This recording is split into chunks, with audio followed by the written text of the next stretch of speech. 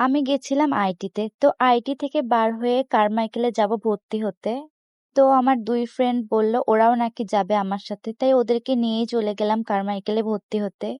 এত কাগজ লাগছে যে কি বলবো। খালি সম্পত্তির দলিল বাদে মনে হয় সব কাগজই নিয়ে যাওয়া লাগছিল। কাগজ সামলাইতে আমাদের দিন শেষ। ওখানে যাওয়ার পর দেখলাম কিছু আপুরা আড্ডা দিচ্ছে বসে, ভাইয়ারা ক্রিকেট খেলছে, আর চারদিকে তো খালি কাঁঠাল গাছ আর কাঁঠাল গাছ। কিছু ভাইয়ারা আমাদের কাগজ গুছাতে হেল্প করলো।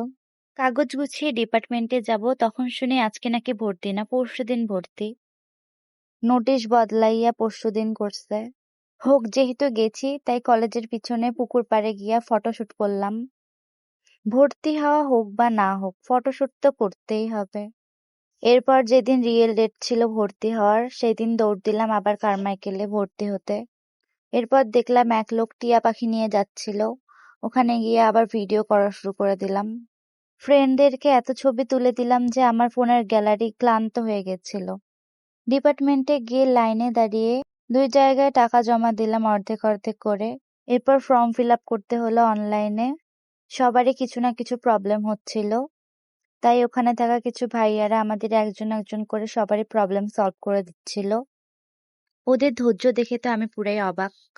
ডিপার্টমেন্টে ঢোকার পর আর কোনো ভিডিও ক্লিপ নেওয়ার কথা মনেই ছিল না আমার। তাই জন্য ওই ক্লিপগুলো অ্যাড করতে পারিনি। ওখানে থাকা ভাইয়ারা আমাদের বলছিল, ভর্তি হইতে আসছো আর প্যারা খাবা না, এটা কখনো হয়?